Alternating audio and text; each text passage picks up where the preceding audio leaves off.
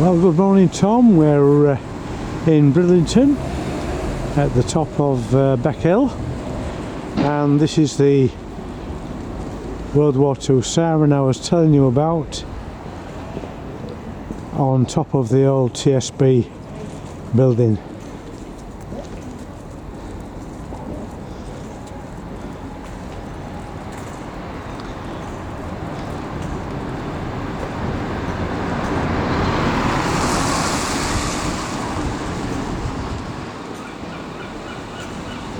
So I can remember this being used in the 1960s.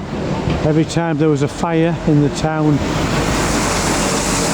this siren would go off.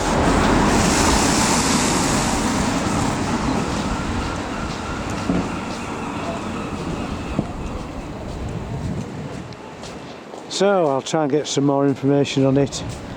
I think there'll be quite a bit on Facebook, but I'm not on Facebook unfortunately, but I'll see what I can do.